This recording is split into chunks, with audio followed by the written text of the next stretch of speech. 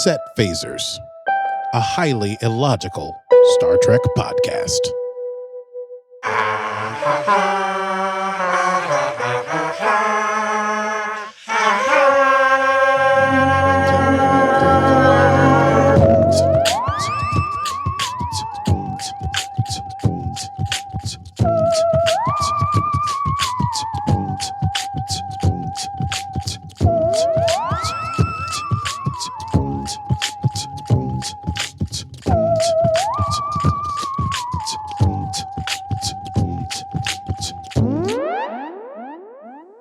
Hello, we are back and welcome to Set Phasers, a highly illogical Star Trek podcast.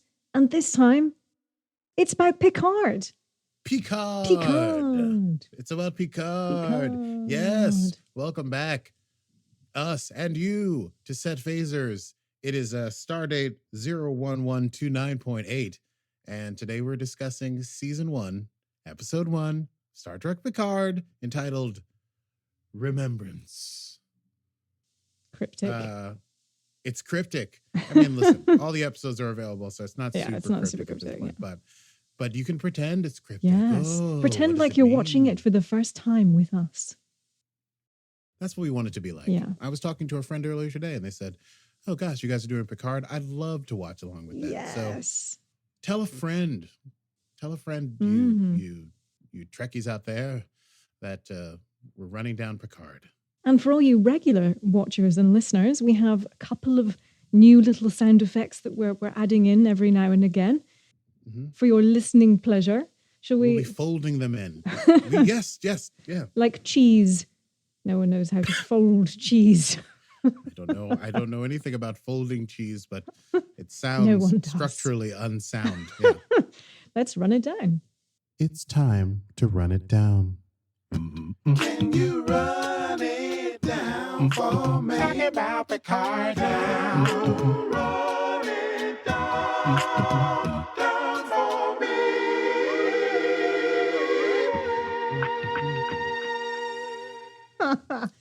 I feel like my own personal delusions of grandeur come through in that rendition of the Run It Down. It's like Star Trek meets Bohemian Rhapsody. Oh, yes. So good. It's hard to sing. Okay. I'm glad I got it. When I needed it, I could do it. So let's talk about Remembrance, shall we? Let's do it. So it's been years since Picard was on the screen, big or small, speaking. So this was like a reboot, and we didn't know exactly where we would begin, but we begin in a dream. Picard is playing poker with Data, whom, as we will recall from the final TNG movie, sacrificed himself in order to save the entire crew of the Enterprise. And they're playing poker. They're like doing bets, and there is a little friendly banter. And Data says, "Please, why are you stalling, Captain?" And he says, "I never want the game to end," which already, for those of us who know. And then they look out the window and see that they're in Mars, or in Mars orbit. Yep. And then Mars explodes. And then Picard looks back and Data's gone. And then the explosion crashes through the Enterprise itself. And then he wakes up. It was all a dream. Our next scene, we meet a new character. We meet Daj. And I wrote in my notes, "Hey, everybody, meet Daj, but don't get too attached." So Daj is hanging out with her boyfriend, and they're talking, and she's like, "Hey, I got into the Daystrom Institute, and I'm going to be studying AI and quantum consciousness." And he's like, "That calls for a drink. I'm so proud of you, blah, blah, blah, blah, blah." And he goes to get drinks, and he's at the replicator, and he's like, "Hey, let's make this, blah, blah, blah." And then they're interrupted suddenly by several masked intruders. They're fully like all black, so you can't see what their faces are. And they throw a knife, and they kill the boyfriend right away. Boom! Dead. And then they put these weird, like, I guess they're called not retinal, like, the things weird they put glassy in your brain. things, yeah. Yeah, to be like, what's he use on Stamets? Yes. In Osira, essentially. Yeah. And they start to like interrogate her, like, "Where's the?" She's like, I don't know. And they're like, "Oh, she hasn't been activated yet." And they're like, "Fine, take her. We can interrogate her later." And they throw a bag over her head. But when they throw the bag over her head, she, guess what? Activates. And then there's just a pretty awesome sequence where she beats the crap out of them and then shoots them with their own guns, all with the bag still on her head. Yeah. Yeah. Badass. It's pretty badass. And then she pulls the bag off and she's freaked out because she doesn't know what happened or why she was able to beat all these people up. And she's kneeling over her dead boyfriend. And then as she's kneeling there in a traumatic experience, she flashes and she sees an image of none other than Jean-Luc Picard. And that's where we go to the first credits. Okay. So we get to see Picard after the credits going about his normal day. He's in the vineyard. He's speaking French to his dog, lovingly named Number One. He goes in for breakfast. He has 2 housekeepers. They're both Romulan. That will become important later. One with an Irish accent, which I thought was rather amusing. Yeah, sure. Romulan brogue. Yes. I didn't notice that the second time, but now that you're mentioning it, I'm like, that is weird. It is weird. Yeah, Romulans, they have Irish accents, I guess. Yeah, but she came over when she was young. She came up, yeah, that's right. She emigrated in Ireland. Yeah. Mm-hmm. He orders his Earl Grey, but instead of hot, the modifier is decaf, and he's feeling melancholy because of the dream, and he explains it to his two housekeepers, and they mention that he has an interview with the Federation News Network, and he's got to get dressed. And so he's having this interview and he's about to get ready for it, but he's still feeling a little freaked out. And he said to make sure that they don't mention the thing. And they say, we've been over the contract a bunch of times. And he gets a quick pep talk from Laris, I think, is the housekeeper that talks to him. And he says, we think that maybe you've forgotten who you are. And he goes, well, and she goes, well, we haven't who you are and what you've done. So he goes to talk in this interview. And they ask him, this is where we get a big data dump of what's happened in the years since Picard, we last saw him. Data dump. Oh, hello. Sorry. Man, no, that was great. I'm reeling from how great that was. There is a supernova explosion that destroyed the planet of Romulus in 2387. And they knew the star was going supernova. And so Picard wanted to lead a group of an armada from the Federation to save these people, get them off the planet before the star destroyed their planet. And he felt that the Federation had abandoned its duty by not doing so. Why did it not do so? Well, a number of reasons. A, there was not enough political will to save the Romulans, but also the Federation armada, which was being built in the Utopia Planitia fleet yards on Mars, was attacked by rogue synthetics, which I think is a new sort of derogatory epithet for androids in this time. And they killed 93,000 people and some, and they ignited the stratosphere of Mars, which is still burning 14 years later. And so Federation did not have the will to save the Romulans. And so Picard went and it caused a ban of synthetics. And then the interviewer, that was basically what he asked him not to ask about. But then they ask him, did you ever lose faith in Mr. Data? Because now it's about synthetics, right? And he says, never. And she says, what did you lose faith in? Why did he resign from Starfleet? And dun, dun, dun, Picard. Oh, yeah, go for it. Then Admiral Jean-Luc Picard resigned from Starfleet. Why? His pithy answer is because it was no longer Starfleet.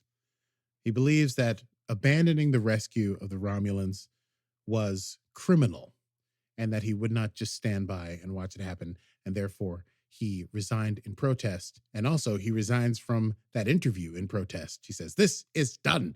And he abruptly leaves. Afterwards, he's on the terrace. He's quoting Shakespeare. And Daj shows up. There's a little interstitial section where Daj, after we assume she's sort of wandering the streets, she sees this interview of Picard. And she says, oh, that was the face of the person that flashed before my eyes because she didn't know who it was. And so she arrives at the I guess, Picard vineyard. And she tells him all about the attack. Was it Chateau Picard? Chateau Picard. Well, of course. And she tells him all about the attack and how she didn't know what was happening. And then suddenly she was fighting people. And she uses this quote, it was like lightning seeking the ground, the moment of awakening, of activation. And she doesn't know how she knows him, but she knows that she feels safe with him. And so Picard is like, okay, well, I'm Picard, so whatever. I will offer you shelter. We'll get to the bottom of this. He notices she has a particular necklace. And she says, oh, yeah, this is an important necklace. She gives it to him to inspect. He gives it back. She leaves it when she goes to be shown her room, and she's going to have dinner and all this stuff. That night, Picard has another dream. In this dream, Data is in the vineyard and he's painting, and Picard shows up and he goes, oh, hey, Data, what are you painting? He goes, oh, I'm painting this thing, but it's not finished. And it's an image of a woman looking off at the sea. But he goes, and Data says, hey, do you want to finish it? And Picard says, I don't know how to finish it. And Data says, oh, you do know how to finish it, and other mysterious, mystical things that people say in your dreams. So he wakes up. He is notified that Daj mysteriously is gone. And he leaves standing orders to say, okay, if she comes back, you let me know immediately, but I've got to go research something because I figured something out. He heads to the Starfleet Archive Museum. He goes to his, basically his storage locker. Essentially, he finds a painting that Data made when they were serving together. It's the same painting that he saw in the dream. And the face of the woman is none other than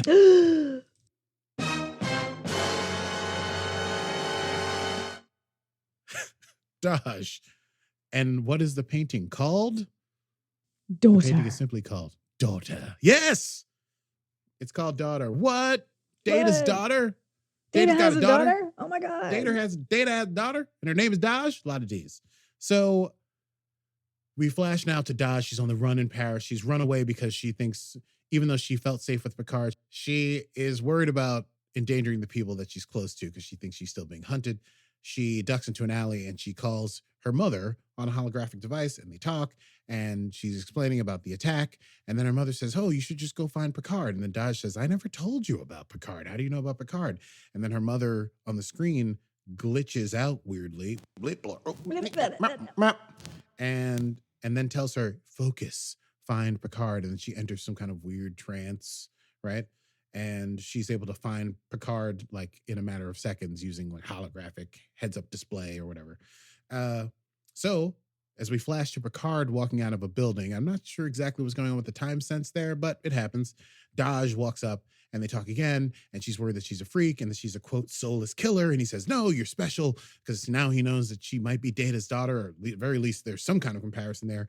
So he says, listen, you and I have got to go to the Daystrom Institute so we can see if you are truly connected to Data, because if you are a miracle, And she explains that she was going to go to Daystrom to study, and he's like, oh, it's wonderful. And I will tell you the truth. At this moment, when I watched the series the first time, I was like, I'll watch this series where they just find out if she's Data's daughter, and then he's like her surrogate parent, and she studies for 10 episodes and then graduates and then builds a family of her own. And Picard slowly enters his dotage, but he's found a new reason to live.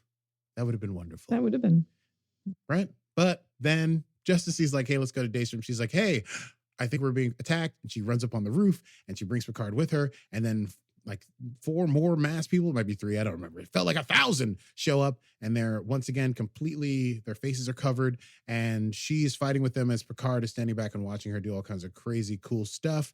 She's able to break the helmet thing on one of them, and it's revealed that it is a Romulan. But then in the middle of fighting, one of them sprays some sort of acid or something on her face, which causes her to get all acidic. And then there's an explosion from one of the suits, I guess, self-destructive explosion. And as Picard is running for Daj, she's completely immolated and he's thrown back. So there go our hopes and dreams of Family Matters starring Picard and Daj. Picard wakes in the next scene. His 2 housekeepers tell him that Daj is dead, but that the police found him alone and that there's no evidence of any of this struggle business, that he must have gotten up there on his own. So they speculate as to how that could possibly be. Is there some kind of thing? And Picard is talking about, now I saw her activate. She became, something happened, like lightning reaching for the ground. What did I just say? Like lightning seeking the ground. Anyway, yeah. Picard follows through on his plan. He goes to Daystrom Institute, and that's where we meet for the first time Dr. Agnes Jurati, played by the wonderful Alison Pill. Yes. Who we also will have a theme for. Yes, we will. She has a very special theme. A few episodes, she's going to have a very special theme. I also note in researching this, she is the only other character apart from Picard that is in every episode of the series. Oh, yeah. Good one. The only other regular, which is cool. This is a cool thing. Anyway, he's like, hey, Dr. Girardi, have you ever heard of like a flesh and blood android that's totally sentient? And she's like, yeah, I'm here to work on that kind of stuff, which I can only do theoretically because of the ban on synthetics. But that kind of technology is like 1,000 years away. And Picard's like, well, that's funny because I had tea with one yesterday. So she's like, say what? And they go on a trip through the Daystrom Institute Advanced Synthetic Research Area, which is essentially empty because, again, of the ban. And so it would be against Galactic Treaty.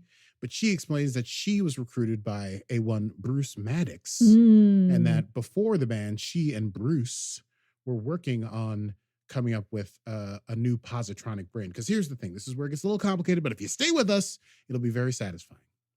Because of the ban on synthetics, there are no positronic brains in the galaxy, right? So in order for what Picard says he has witnessed, Daj, a flesh and blood android with a positronic brain, the only way that could have been created is with some portion of Data's positronic neural network, right? Right. So he says that. He shows her the necklace. She says, oh, this is so weird. This necklace has a symbol for Maddox's procedure, which he called fractal neuronic cloning, because he had this theory that if you could have just one neuron of Data's neural net, you could use it to recreate his entire physiology and his memories, basically a whole mind, but also you could use that to create new clones thereof, right? And Data's like, oh, Picard's like, that's kind of funky. And then Girardi's like, yeah, well, so you met one, and so there's going to be another because they're cloned in pairs. And Picard goes, so there's another one. And then we get our final scene. A Romulan ship flies through space. It docks with the Romulan reclamation site at the, quote, artifact. A Romulan is walking on some sort of catwalk kind of thing, Romulans. And he walks up to a Dr. Asha. It's a rather handsome Romulan by... Oh, he's dashing in all the bad ways. In all his British badness. It's like a British nerdy biker. Oh, yes. He's a bad boy, but like a well-read, brooding, sad, tortured, big-hearted bad boy. And so he comes up and he says, oh, hey, Dr. Asha. And Dr. Asha turns around and she looks like...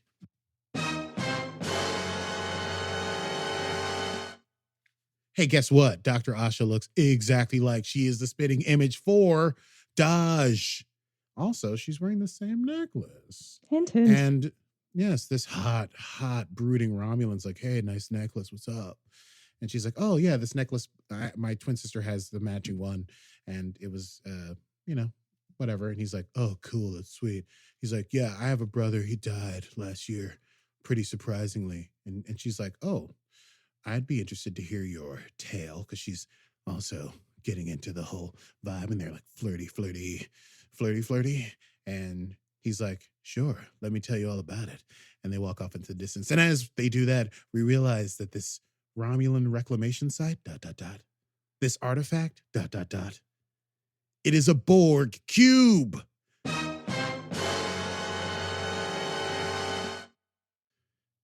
And that is the end of season 1, episode 1 of Picard, an episode entitled Remembrance. Woo! First episode, there's a lot of setup. We've got to get the backstory. Yeah. Mm-hmm. Yes.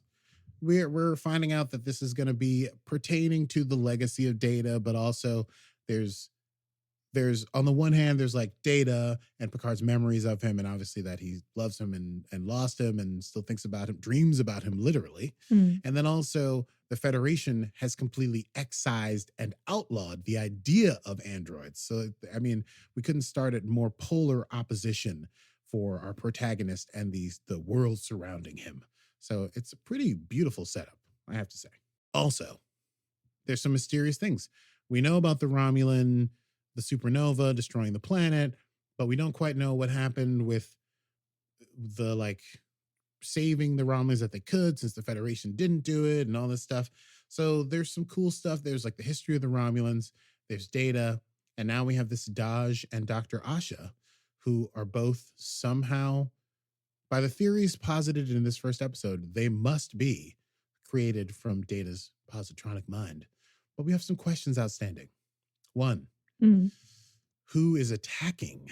Who killed and attacked Daj? And are they going to go for Asha? Two, who the heck is Bruce Maddox and what does he want with everything?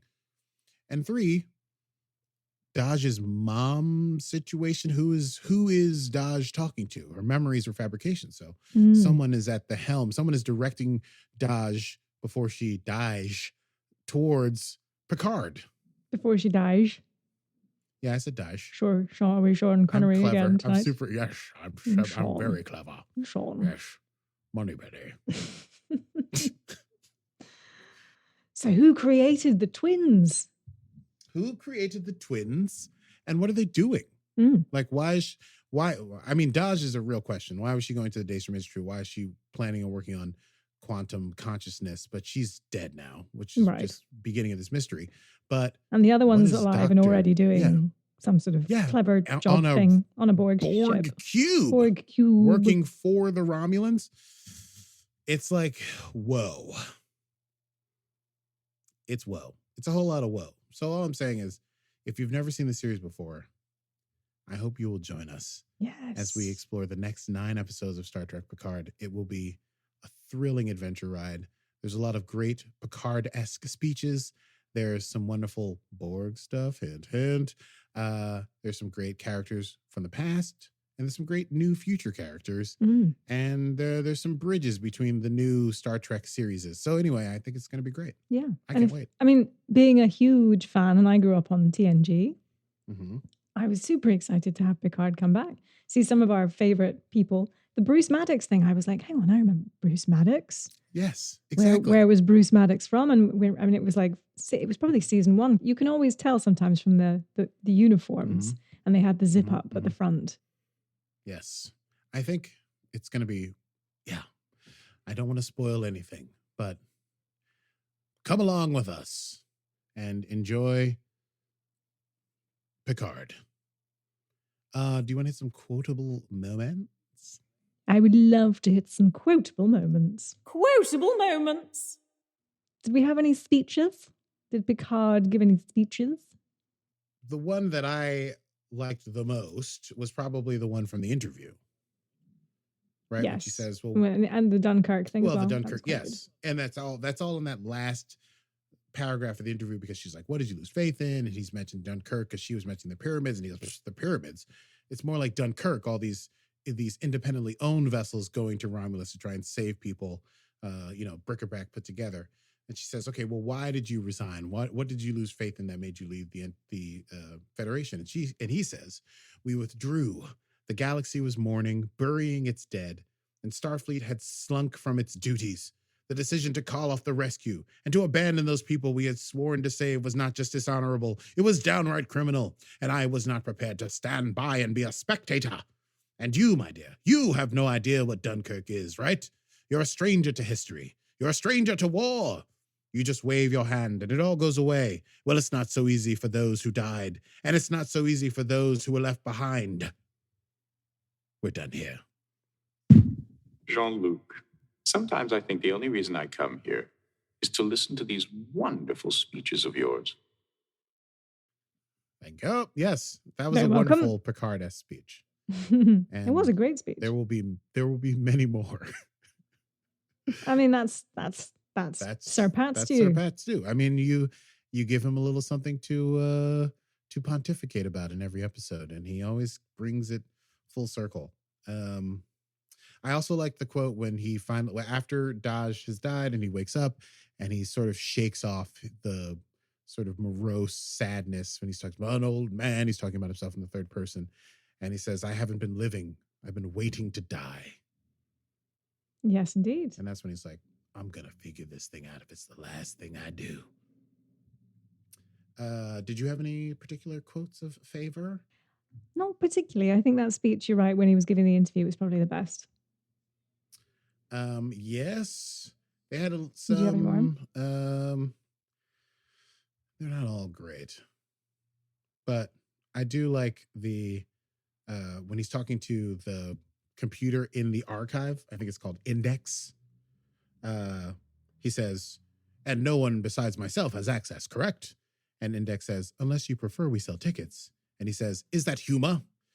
And it says, we're trying something new. And he says, don't give up your day job. Yes. One-liner from Jean-Luc. Yeah. Well, I hope you're as excited as we are. I'm thrilled. I know it feels like a short episode tonight, but I think we've just got so much setup of what's to come. I'm all, we'll have so much more. Trying to keep it tight. I know. Yeah, there's some new music in the pipeline that is going to blow some minds. We're probably going to have an album's worth of material by the end of this quarantine. I hope so. Yeah.